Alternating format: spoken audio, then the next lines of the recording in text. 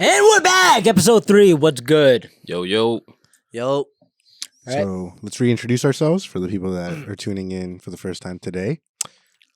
I'm Brian. My name is Tony. My name is Leo. And I'm Matt. And if it's your first time tuning into us, please check out the last episode that just got released last Friday. And you can also check out episode 1 and our interview with Kevin Holland. Word. Actually, before we start, just gotta crack open this bad boy here. Woo! This is, for those who don't know what this is a Cause and Hennessy collab. Is this the one that's worth $30?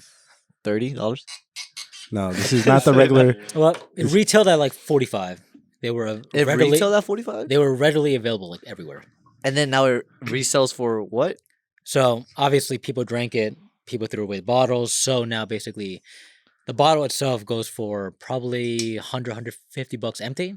But if it's full, I've seen people pay as high as 500. That's I've seen people asking like thousands of dollars, but I don't think anyone has ever gotten it. So you don't for- have this bottle at home.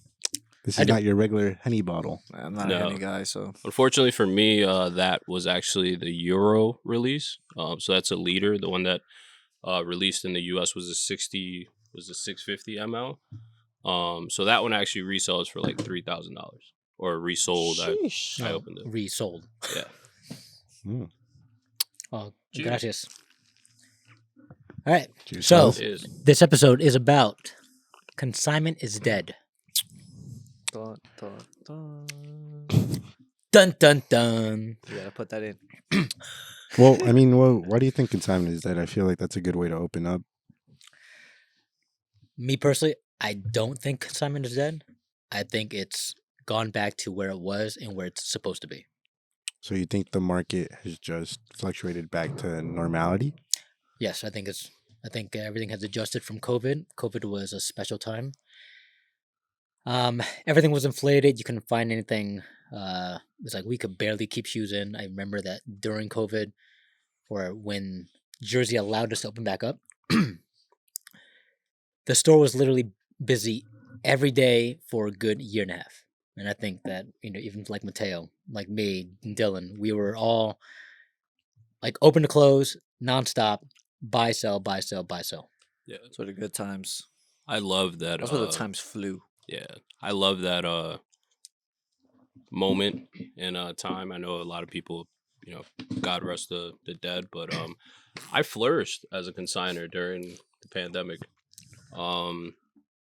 As some of you may know, may not know, we sent out or sold out, posted a picture back in the day, if you remember, during COVID, of a consigner using consigner checks to buy out a range. We'll put that picture here.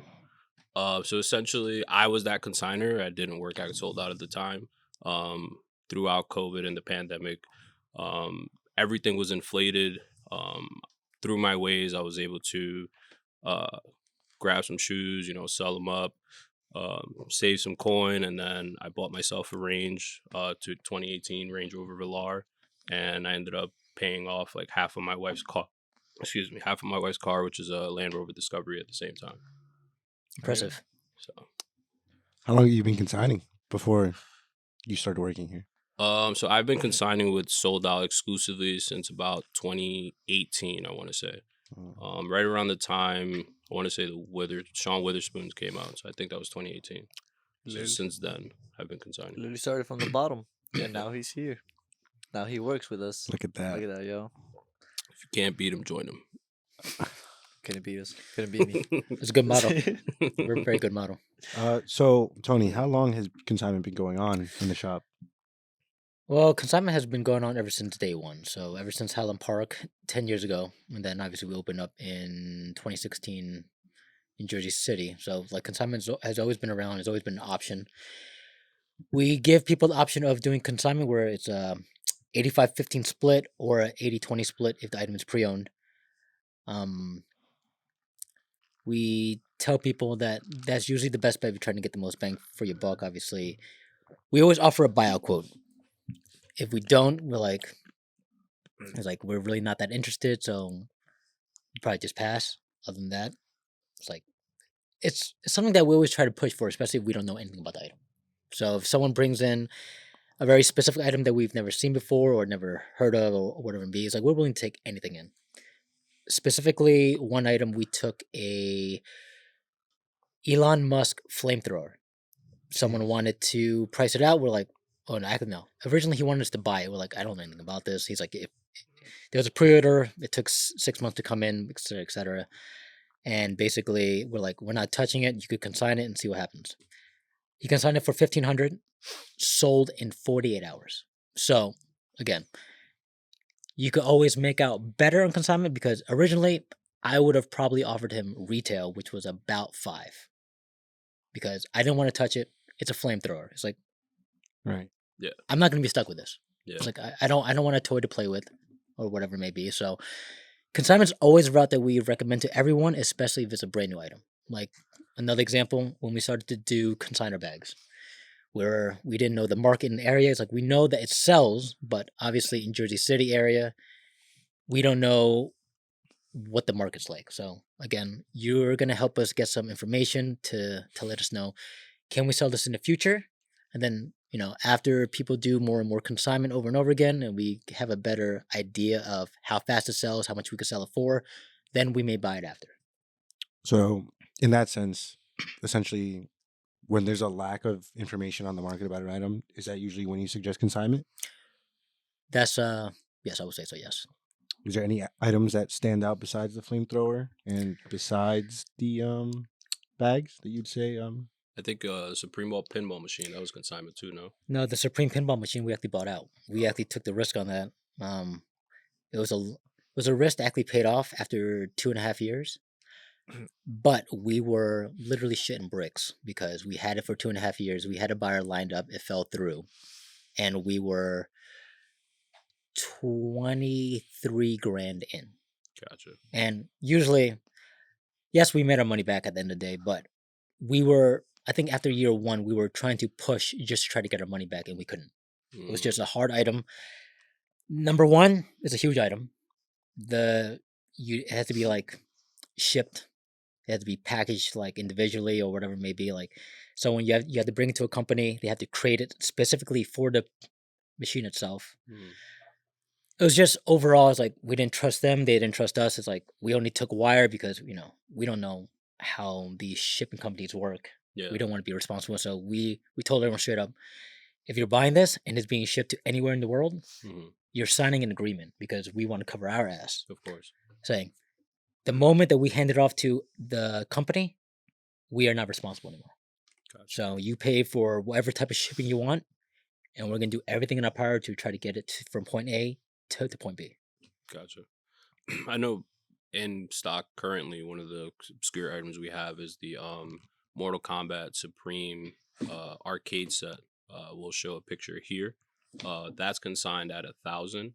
I know the market is around like anywhere from 8 to 1,000, but that's a weird item that you would have to like, even to the main thing is like stuff like that you can't display it because it comes disassembled, and you'd have to like assemble it so somebody could see it. It's in a box. I can't really sell it to you in the box somewhere. So stuff like that, I think we would recommend consignment for sure. No, I definitely agree. I feel like there's a lot more variety compared to other places when it comes to consignment, just because we do offer that sort of cushion when it comes to getting your money back.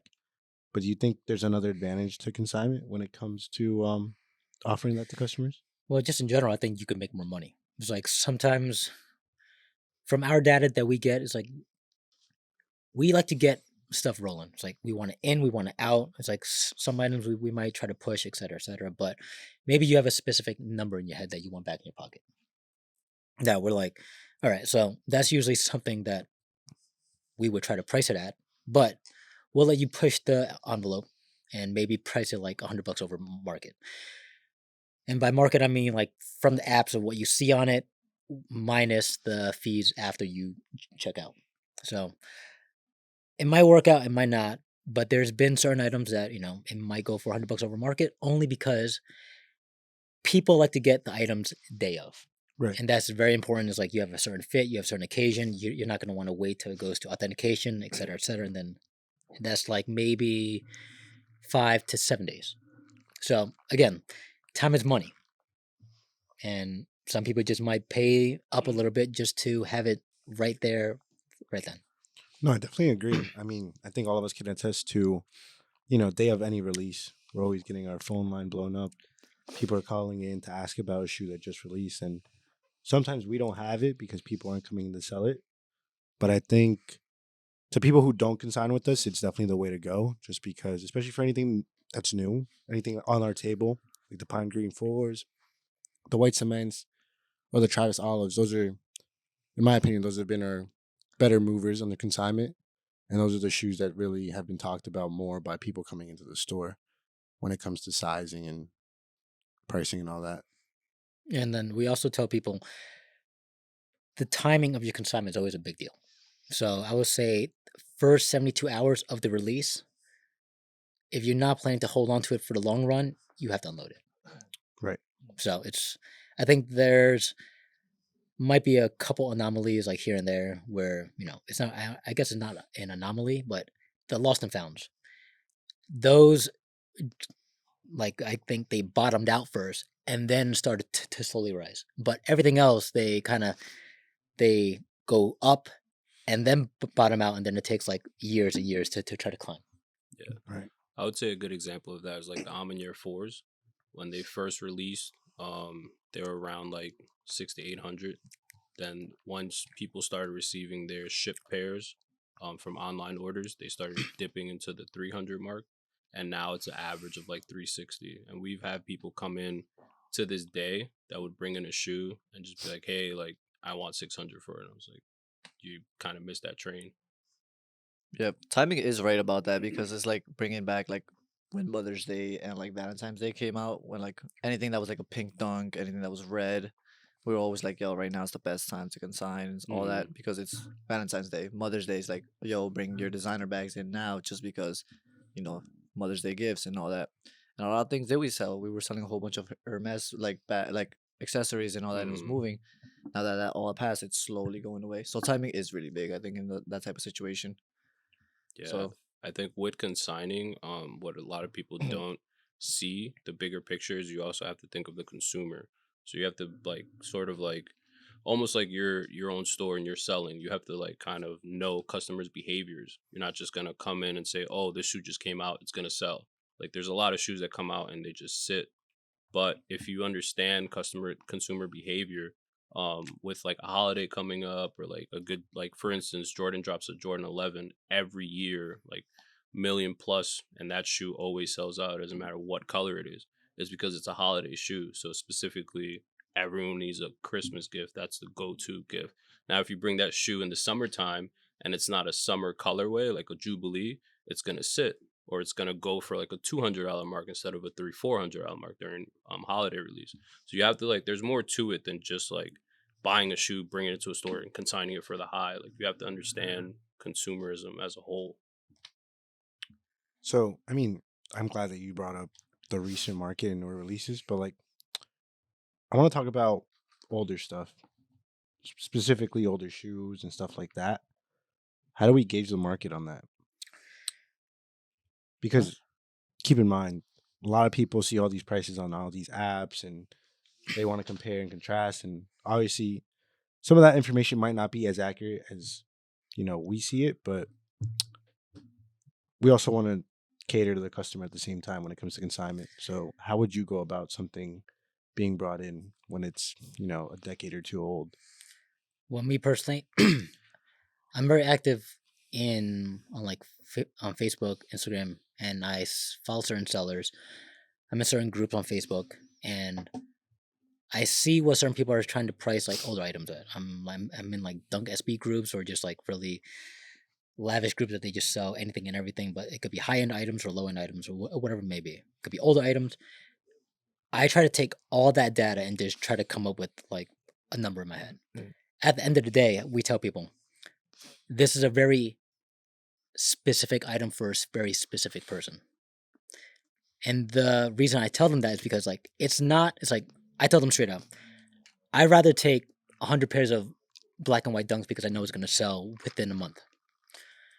Your item, it's could go for X, but realistically, if you wanted to actually move, you should probably price it away. So for example, the Paris Dunks, that's like a 21-year-old Jew or 20-year-old Jew. I think during COVID, it was like, for example, it was going for like, I see everyone asking for about 100 to 120 grand for a brand new pair, and that pair doesn't pop up too often.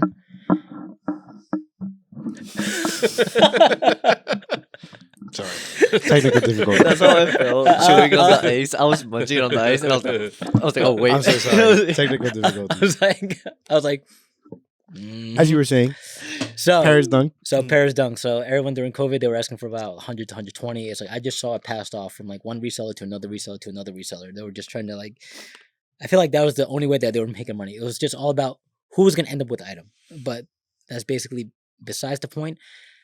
So right now, I see people are trying to ask for Paris Dunks like around 70, 80 for brand new pairs. That's like a 50K drop from 2 years ago. Again, that it's like that goes in line with timing is everything.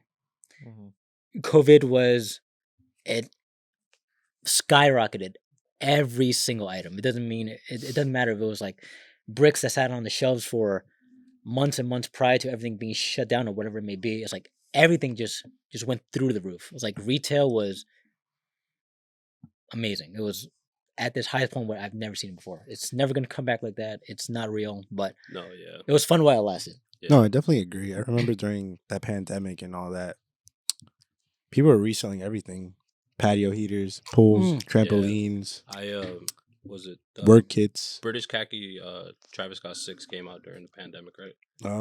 If I recall, yeah. It went for around six, I seven was like ish. 7, 8. Yeah, so I don't know if you remember, but I won't name names.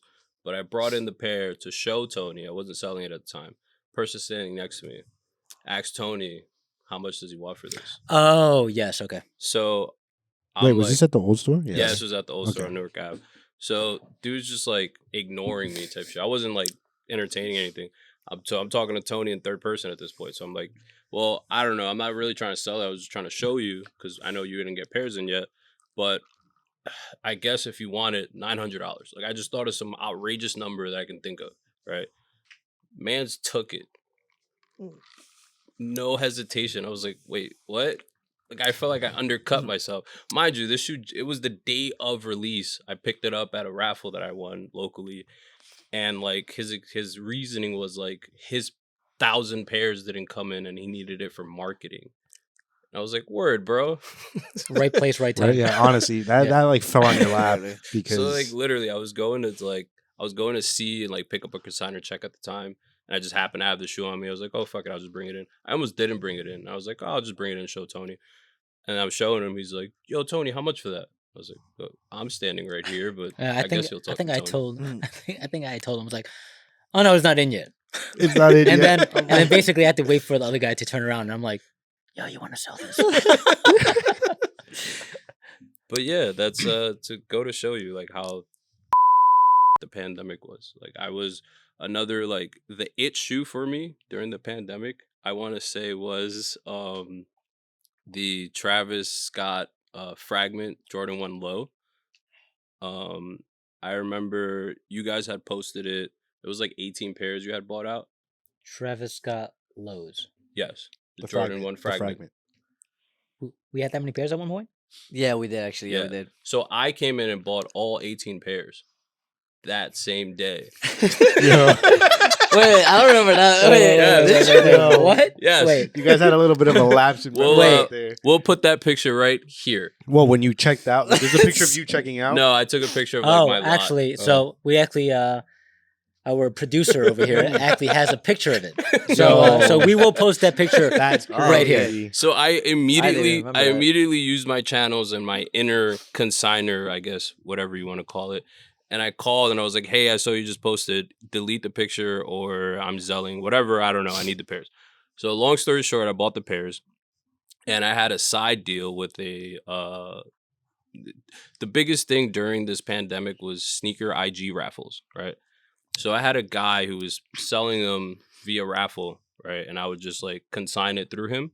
And then I would go on the back end and just buy it back from the winner for less than what I paid for initially. So A I would real literally hustler. just keep Just looping churning it. these You were just looping 18 it, yeah. pairs until like either it just nobody cared anymore or I just ran out of pairs. So I probably bought and sold each shoe like 36 times. That's crazy. That's actually insane. But it goes to show you, I think the pandemic really brought out like Ah, what a great that time. entrepreneurial like What a horrible time, but great time that for was sneakers. the Yeah. pandemic, bro. Yeah, That Yeah. was the like pandemic. Everyone was selling like PS5s for like Yeah. 1.5. 1,200 is I Yeah. think we sold the most at one time. Yeah, Oh, I wasn't a savvy or courageous enough to get a PPP loan, Oh, fuck. and in an apartment for my under my grandmother's name, but I was buying stuff and just churning them as fast No, as I but could. I mean that's good because it's black and white, like it's day and night now. Because it Hmm. goes to show you how like the highest of the highs and the lowest of the lows. I think, Yeah. as Tony said before, like this is really where it's just plateaued, and this is where it's always going to be at. No, yeah, I don't think it's always going to be here, but I think it just went back down to where it's supposed to be. yeah, It, it Oh no, norm- yeah, it's yeah. like stabilized. it's like Yeah. so with it rising so fast. I feel like everyone is like This was only due. it's like so I saw everyone open up shops. It's like Mm, Yeah. everyone on yeah, Facebook was like yeah, by I think the beginning of year 2 of the COVID shutdown. Everyone got a lease at a mall or a standalone store or whatever it may be. Everyone got one. It's like they were just popping up like candy, just bam, Yeah. bam, bam, bam, bam, and it was great. It's like no, everyone was eating. It was like the name of like or the whole thing with consignment shops just spread everywhere. yeah. yeah. I know at least like 12 shops that were just opened specifically to run sneaker raffles on IG. That's crazy, bro. That just They goes to show don't you. exist anymore. And then about that, so why don't they exist anymore? Ooh. I honestly believe people just saw, when they see like the end of the tunnel, they just saw a light. That light had a switch. They didn't realize it. Someone shut it off, and they're like, "Oh shit!" So yeah, that's But go into more depth about like what was that switch like? So essentially, everyone had everyone had the funds to everyone do that. had yeah. excess funds. Yeah. And when you have excess funds and you're just frivolous with money and you don't care, you're just like throwing it up in the air and paying $900 for a $300 shoe right there now because today's Tuesday. You know what I mean? So like no one cared about spending because Uncle Sam was giving it to them, whether it was unemployment or the checks we were receiving or PPP loans, whatever the reasoning or the amount was from. Wait. So you're talking about the checks from consignment shops or the checks No, from no, the, no. No, the like, government The checks. pandemic checks. So it was just like frivolous money was just all around us, right? No one knew how to spend it. Consumerism was at an all-time high during that point. Everyone's home, everyone's bored. You know what I mean? You go in a corner just to have like some time off from your family, and you're on some kind of app or some kind of website purchasing things. No, yeah. I mean? think the pandemic really brought like a certain group of people together because you really saw like people getting into sneakers that had no business in it at Mhm. all. And I feel like with TikTok and Instagram and all that stuff, like it became so easy and accessible to just, hop on anywhere and just buy a pair of shoes because everyone had the money. Yeah, Everyone had the time. Nobody was working. Everyone was just at home yeah. in their own vices. So like really it was just a product of like the whole situation. Mhm. Like you couldn't avoid it. And I think the bigger thing was everyone saw like, hey, like I just started as a seller, so if I make a IG profile, I'm only gonna have 5, 6, 7 people. But if I open up a store, it's more solidified. People are gonna come to me naturally, Right. and I'm gonna be able to set myself and set the standard of hey, I'm a store. I'm not just some weird guy on Instagram in your No, DMs. I get that. You know what I mean? And 9 times out of 10, these shops just open. You know what I mean? They opened with like 6 SKUs, 1,000 pairs. You know what I mean? And then it just turned into just having full size runs and just having this or that, not much variety. And at the end of the day, like the world went back to normal eventually. You know what I mean? Right. So all these stores that were just like little blips, for lack of better terminology, like they just disappeared because no one really cared. It was almost like a fad. You know what I mean? Like, So let me ask you this: so as a consigner, I know that you were consigning exclusively with Sold Out, mhm. and I 100% like appreciate that. But Thanks, man. why did you not consign with anybody else? So at that point in my life, consignment and just selling was just like a hobby for me. So for me to consign pairs, I saw it as I'm paying a measly 15% for used, excuse me, 20% for used and 15% brand new. You're as a store and employees, you're gonna do all the legwork for me. All I have to do is supply you with the inventory, and then I just come. It was literally it came to the point where I was picking up checks every time I came to the store, and I almost came to the store more often than your employees did at one point. And like, not to toot my own My bad, horn, Tone. but Yeah, no, I was about to say Oh, that. my bad, bro. like when you had your kid, like I at one point I was helping customers without like going into like your back office and stuff, because it was just a smaller location. You didn't have the manpower for the millions of people that would walk in, and if I'm waiting around for my 36 pairs to be inventoried or whatever I was there about, I literally would just do it for fun and just help people.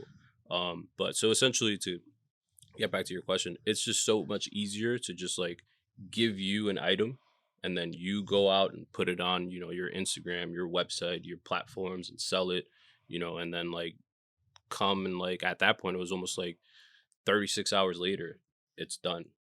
So, but in general, why did you choose us compared to anybody else?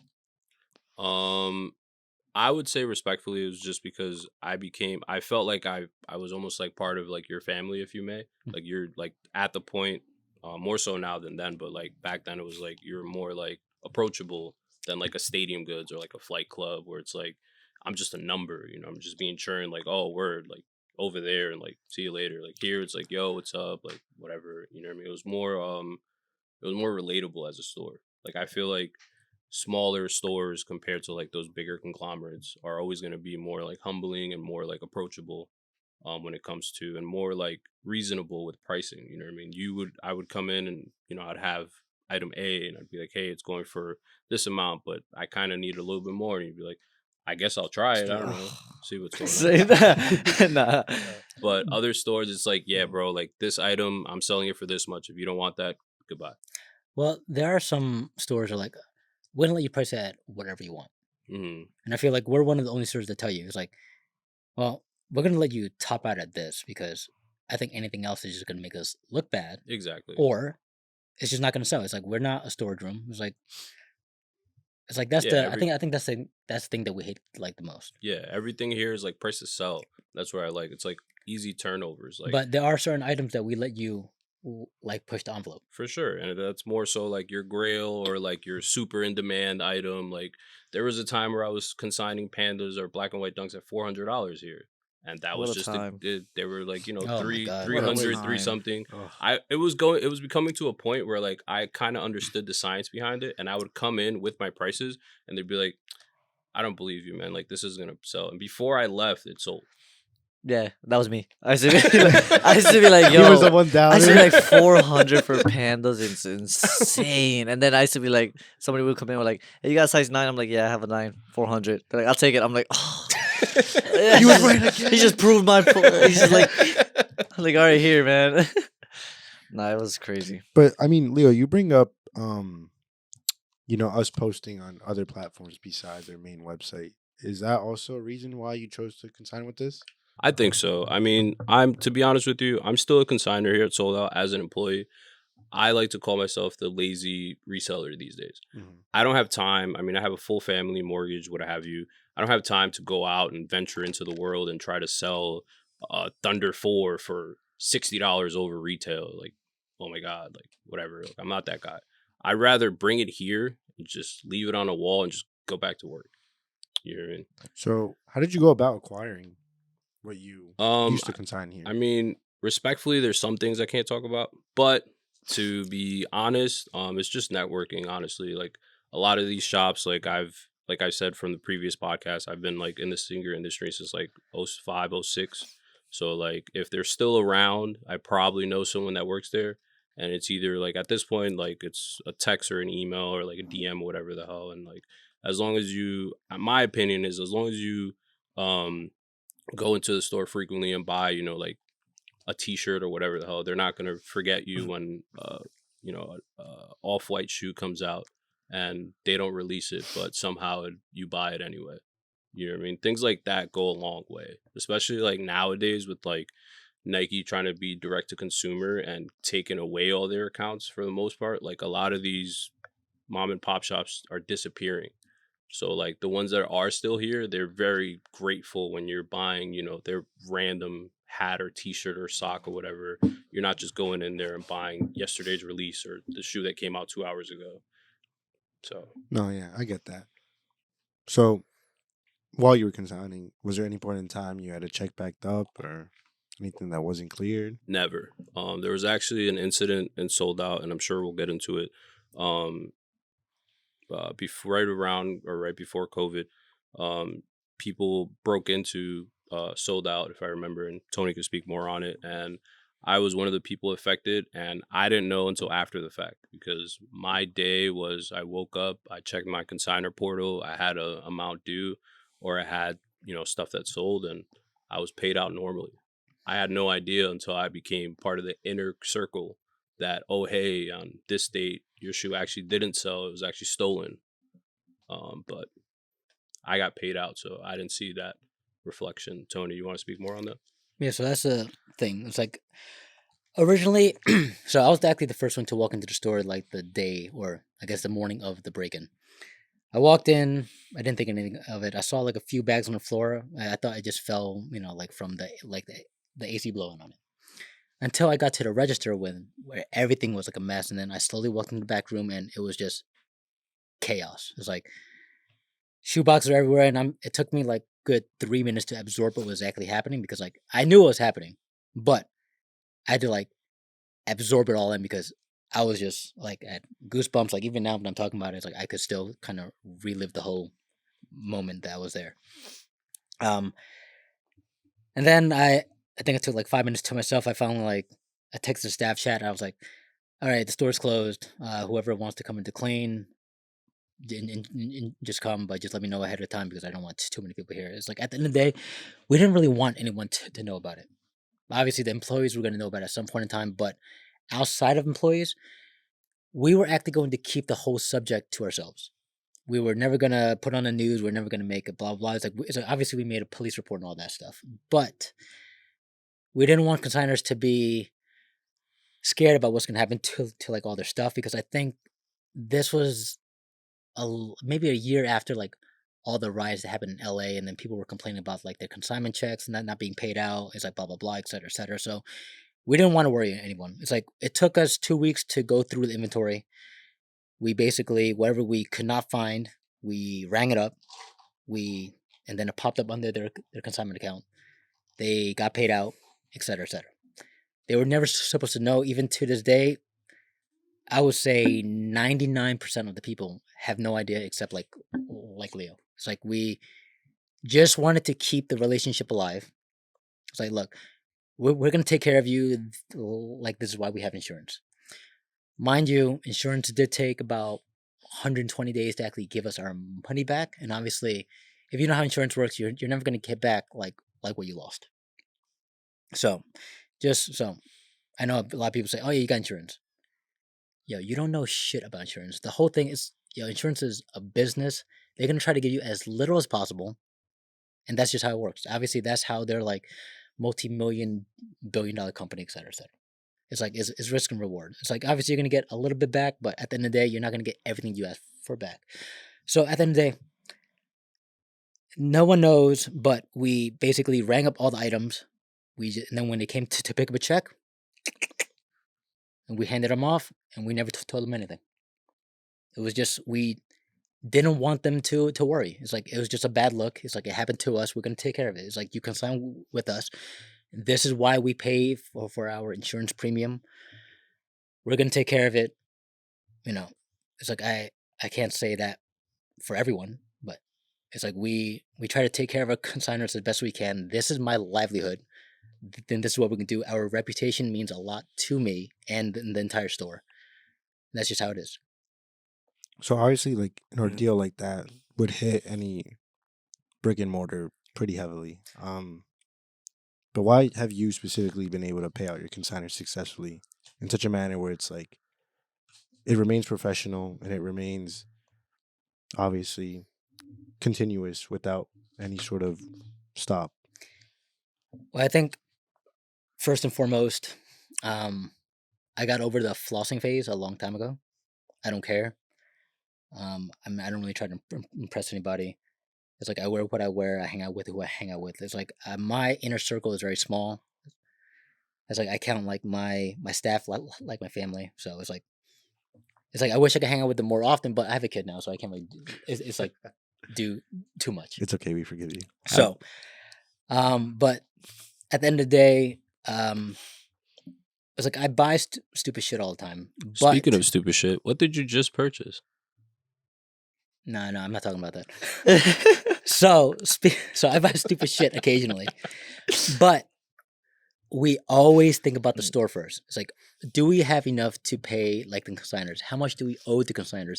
We have a guy. Well, we have a guy that is. I think he prefers to remain nameless. He takes care of all the financials. He knows exactly what's owed to all the consigners, so we always have at least that much in our bank account. We don't spend over that. It's like just in case, like one day, randomly, every single consigner from A to Z, they all come in asking for a check. We could pay them all out. It's like, on God, it's like whatever it may be. We could pay every single person out. Obviously, we may not be able to buy out as much after that because obviously we're going to be like trying to hitting like the line. But at the end of the day, we always have enough to pay out every single one of our consigners. And that's important to us because we're, I don't know. It's like, yo, we're grown ass men.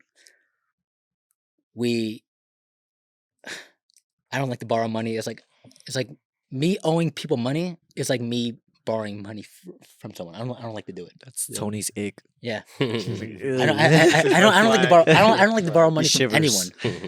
It's like even when I borrow like $20, or like I make sure like I get my $20 and I pay back someone like the following day, or I try to Zelle you or Venmo you or PayPal you or whatever it may be. It's just not a thing. It's like I don't like to owe people money, so that's why I think people like consigning with us. Like they trust us over the years. Like they email us for a check, we give them a check, or we Zelle them. It's like we don't beat around the bush saying, "Oh yeah, we're gonna pay you next week." I was like, it's like we're low on funds. It's like at the end of the day, you should never be low on funds because it was never your money to begin with. And I think that's the one thing that kind of pisses me off because all these new consignment shops or whatever, whoever you are, whatever. Some people like they try to talk shit. Like it's like the whole thing about me trying to offer consignment to certain individuals. They're like, "Oh no, I heard about other shops." I'm like, man, this is. But we're It's like different. it's like that's the shit that pisses me off because like we're not like them. It's like we literally took the risk. We never got paid out by insurance. No, well, we didn't get paid out by insurance until 120 days later, but we were still paying out all our consigners from the theft. It's like that's what we do.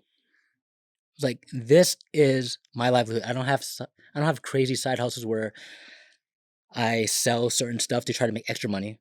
It's like I might try to sell shoes, but it's like I usually just sell them here. I'm like the same as Leo. I'm lazy. I don't want to try to find that one buyer anymore. I just leave it here. I let the shop do what it has to do. So, two-part question. Why do you think other stores don't offer consignment they just buy everything? And then secondary, why is it that we offer consignment but we never stop buying? Question one. I think that people don't offer consignment because their point of sale does not offer that. I don't think that was a thing until probably the last year and a half, where people actually went out and developed a whole inventory system based on consignment. We found one a while back that actually worked for us. It wasn't perfect, but we tweaked it to how we wanted it, and then at the end of the day, it worked. Still not perfect, but again, it does work. And then what was your second question? The second question is, being the fact that we or that other stores don't offer consignment. From my knowledge, I don't work anywhere else. I've also seen that these stores have budgets for I have a cap of how much I'm buying. Anything after that is store credit. But at the end of the day, it's like I think all the owners are pretty involved in the store, so I think we always it's like at the end of the day, if my money is not making me money, it's useless. It's like I'm self-employed. I'm not gonna go out there and buy like frivolous ass shit. I need to know that at least part of my money is making me money. It's like it might sit on the shelves for month, 2, 3, 4, 5 months, or whatever it may be. But at the end of the day, at least I'm hoping it's gonna make me money. So if it's not doing any of that, it's useless. It's like we always put like a stash to the side to always have like money for buyout. We're not gonna do like $1 million buyout because we're not 1 million like completely liquid. It's like we just don't have that. But every buyout that has come to us, I would say that we made an offer on, and I think that's been like that for the last 10 years ever since I opened. I know myself personally speaking, when I was first came in the store and introduced to you guys, what I like most about it was the fact that you're not just giving me like, like, hey, item X is worth $300, but I'll give you $150 because I need to make some on my end. But hey, if you want, you can take $180 store credit. Like you actually give me like your numbers, or our numbers, I should say, are pretty close to what that person would, sell it for themselves. Obviously the consigner would be the consignment price would be the highest. Trading would be a little bit more, and then buying it, the store buying it would be a little less because you're taking the most risk on it. So I think, to circle back, I think that was the most like respectable reason why I stuck with sold out the whole time. It's good to hear. I'll say this from the start to the end. I just feel like we're very straightforward. I feel like I like that about us. Even when I wasn't like working at Sold Out, I always liked how we were very straightforward. I've only sold once to Sold Out before I got hired. Only once. Once. But I was like, all right. And this was when Ant used to work with us, another manager. Mm. And I was like, he did a bio and everything. He gave me a whole spiel. I brought a whole bunch of things. I traded up because I wanted a UNC off white. And I was like, all right, here, I brought a whole bunch of stuff and literally had my numbers in my mind. And he hit the numbers exactly what I was. And I'm a very reasonable person. And I was like, all right, this makes sense. And I was like, okay, cool. And I took it. I was like, all right. And the more I started working and the more I started learning about how to like become a buyer and how to start doing that, I realized I was like, yeah, like we are very straightforward. Like if we don't want to buy it, we're not just gonna tell you, oh, we're not gonna buy it. Get out of here. Because I know a lot of other stores do that, and not trying to bash in other stores because I've sold in other stores, I've gone to other stores, but we're always like, oh, we won't buy it, but would you really consider consigning it? We would like to have this in our store, and I feel like that's really what makes us a lot different from other stores because we really try to connect with our audience, like our customers more, and we're just like, okay, like, hey, like, and I'll tell people straight up sometimes. I'll be like, hey, like, I'd rather you consign this because if I offer, it's gonna be very low, and that's because it's not something that's in demand, or it's probably an old item, or it's probably like just etc. So we're always trying to get you guys money. That's the thing. It's like because at the end of the day, if we're getting you money, we're getting money. So that's how it works out for us. And some people see it as a bad thing, some people see it as a good thing, and that's where it becomes like, eh. But I think we're very straightforward. Yeah, I think the only like negative aspect I've ever seen while I was buying here and there is like a lot of people have a sentimental value Mm, attached to yeah, things. So it's not just like here's the resale value, but here's my sentimental value because I've had this for 20 plus years, and yeah. back then it was raining and I got wet and I actually got a cold, and none of that matters today, Or like unfortunately. autographed stuff too. And we're just like, yeah, Yeah, we're like, that's cool. It's like it's cool. We had people like yeah. had bring like Jordan's autographed by Jordan himself, and we're just Hmm. like, it's like it's cool and all, but you know, you have to get this like there's a Yeah, whole process. Like Yeah, yeah. you have to get it authenticated, or it doesn't mean yeah, it's anything. like there's a lot of things that go through it, and people get pressed about it. But we're like, Nah, hey, for like you have to sure. try to understand. We try to make people understand in that sense, and not, we've gotten a lot of times like, hey, we appreciate you talking, and people walk out with the item, but at least they walk out like, all right, like they had a valid point, and then they come back and then they're like, okay, we'll sell it back to you. That's a good thing too. Like that transparency to have between you know service and the customers that come through the door. It's really a testament to like why people come back here all the time. To consign or just shop alone. I could tell you before I started working here, when I shopped here, I've always felt welcome. There was never a point in time where I really, didn't feel like that. Oh no, I never saw you here, bro. I saw you here couple times. Wait. Actually, The old store. did you shop here? The old store, yeah. Yeah, the The old old store. store. Yeah, Not the new store, It the was- old store. it was Yeah, with run No, the no, business. no. You gotta We're run the gonna cameras back. no. We're gonna check Liberty. Yeah. Check Liberty. I don't. Go ahead. It was under alias names back then. Oh, yeah, he's right. It wasn't under my actual name. Also, I know we're just starting. We have a couple people like watching us here and there. Hopefully, it goes up more. But if you guys do have questions for us, leave it in the comments. We will get those questions and we will like actually talk about it. Like it helps us and it helps you guys if you have the questions, so we can answer it for you guys. So don't be Yeah. afraid to do that. If you know anything about our customer service, we answer every single email, every single DM, every single phone call. Yeah. That's All right, it. so to close up the episode, in my opinion, overall, this whole topic, consignment is not dead. It's back to where it was. It's back to where it's supposed to be.